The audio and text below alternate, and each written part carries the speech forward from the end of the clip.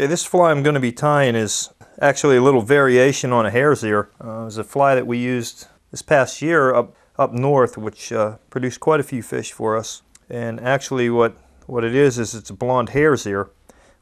What we're going to do is we're going to start with a size 14 with the barb pinched down once again.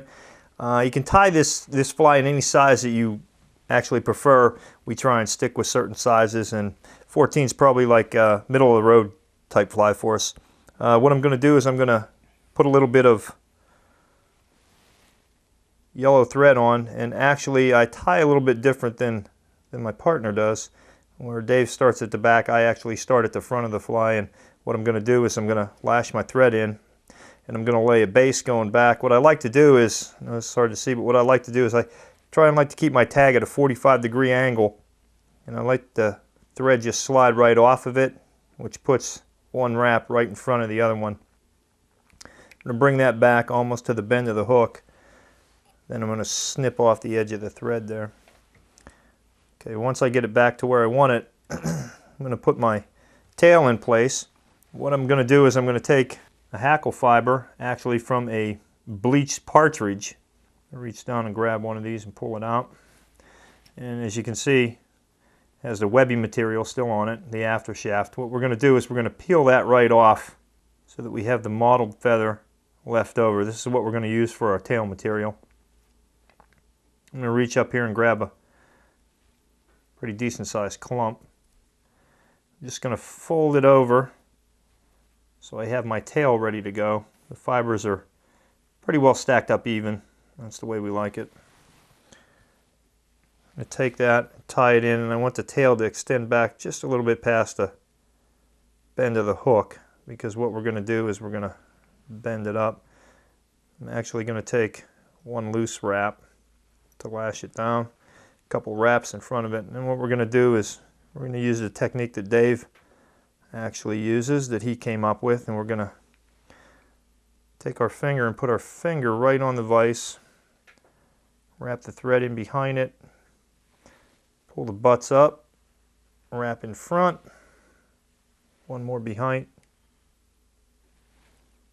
That's going to pull the tail up at a 45-degree angle basically. Just going to wrap right over top of the butts,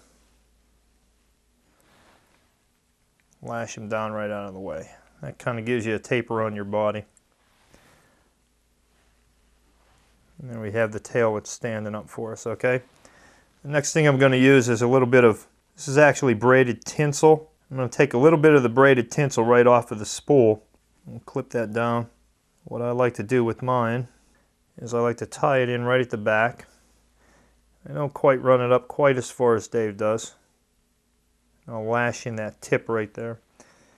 I actually leave a little gap right between the back of the tail and where I tied the tinsel in. And I'll explain why I do that in a minute. I'm going to take a little bit of thread off. Next thing we're going to be using actually is the dubbing material. You can get this in, this is natural fur actually. It comes in a variety. Okay, you can get possum, you can get beaver, whatever you prefer to tie with is fine. Okay, you can see that it has the guard hairs in it. All right, and this is actually a bleached, squirrel that we're using here on this pattern. Okay, what we're going to do is take a little bit of the dubbing wax. We're going to put it on our finger. We find it works easier if you put it on your finger than coating your thread with it. And we'll just take a little pinch off. And so like I said before, less is always more.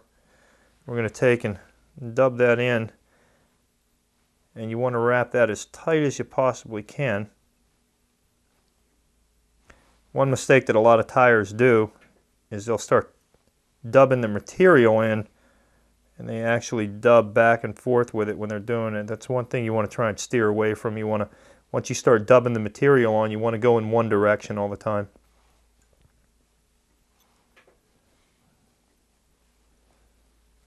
Once we get that on, nice tight dub. What I like to do with it is, the reason I left a small gap back here is I always like to take my ribbing and I'll pull my ribbing towards the eye of the hook, and I always put 1 to 2 wraps behind my ribbing. Once I get my 2 wraps in behind the ribbing, then I start one right in front of the other. And I'll work that right up to the front, keeping a nice tight body on it. Once I get it up to the top, you can actually see where I stop, probably like Dave did, probably about an 1/8 inch back from the eye. One thing a lot of tires run into, especially beginners, is they wrap too close to the front, they crowd the head, and they get a nice fly going, and then all of a sudden they have no place to put their head. Another thing I like to do is I'll take my hackle pliers next, and I actually put my hackle pliers onto the ribbing, okay? And what I'll do is I'll reverse wrap. Now, one of the reasons that I put that little clump back there is because the ribbing has a tendency to roll off if you don't. I find it much easier to do it this way. Some people do it the other way, whichever way you prefer. I'll wrap my ribbing up. Once I get my ribbing up to the top, I'm going to cross over with my thread to secure the ribbing into place. Once I get that secured into place, then I'm going to take my scissors and just snip it right off. Okay.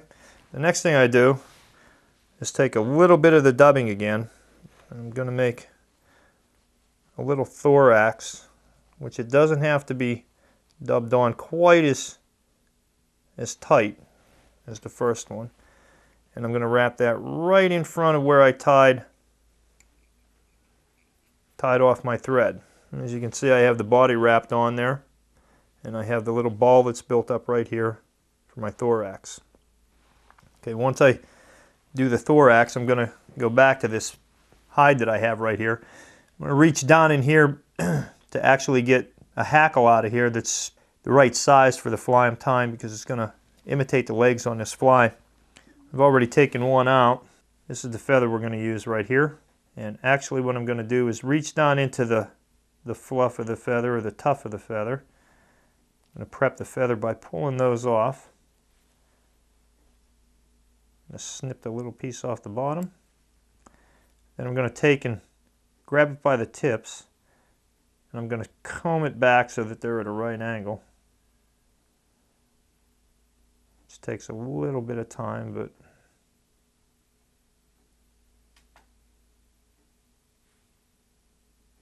there, the fly legs are actually ready. I have this small tip. What I'm going to do is clip that straight across, so I have just enough to tie in. I'm going to bring it up, and I'm going to lay that right along the side of the fly. Once again, I'll put a loose wrap on it to hold it in place. Once I have it held in place, put a couple wraps on it. You can go back and snip any tip that you have, snip off, or you can just pull back by the stem. This is kind of what it looks like here. What I'm going to do then is take my hackle pliers, put my hackle pliers right on the stem there, and I'm going to wrap. And as I wrap and I bring the fly up, I'm going to actually pull the fibers back. I'm going to comb them back as I wrap it around. Since this is such a short feather, I can basically use the whole feather, just combing and wrapping as I go. Once I complete that step, we're going to lash that down, and that's actually going to hold the stem in place. Actually, if you saw it back and forth, you can get by with less wraps. I'm actually going to reach in with the scissors now and cut that. Now what we're going to do to get the feather to actually stand up the way we want, so I'm going to comb it back.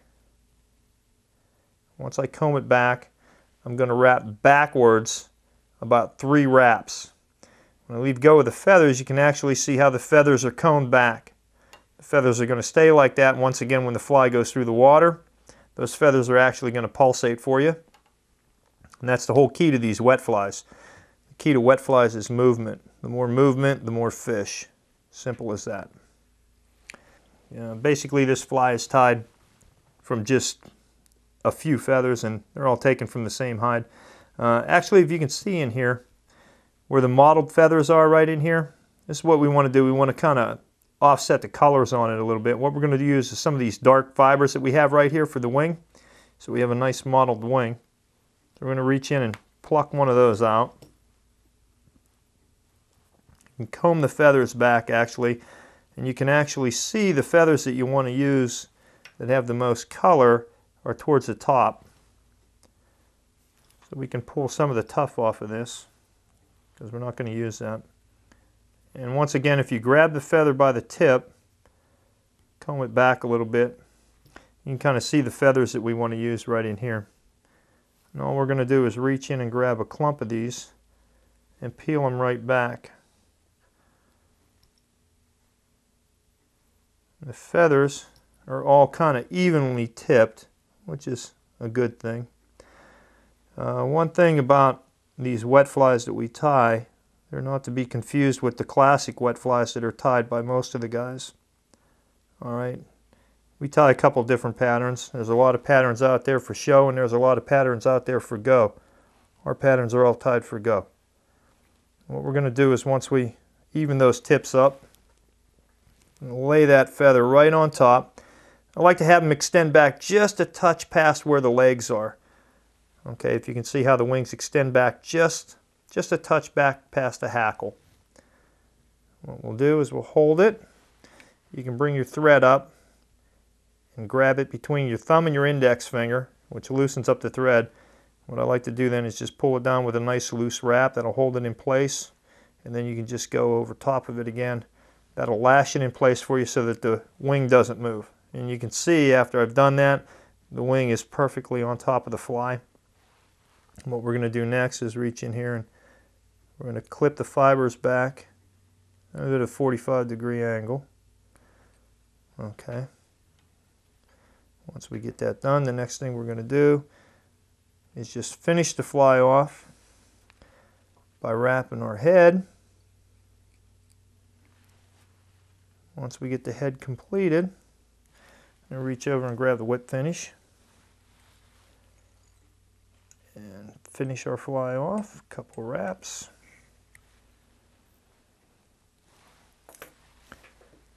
Like I said before, I like to rock my thread back, snip it off. There's a Blounde Hares ear, which is a very nice fly to use in tandem with a regular hare's ear, a dark hare's ear, or a chocolate hare's ear, which we also tie. But when we go out in the stream, we like to fish these in tandem with the same type, just a different color of it.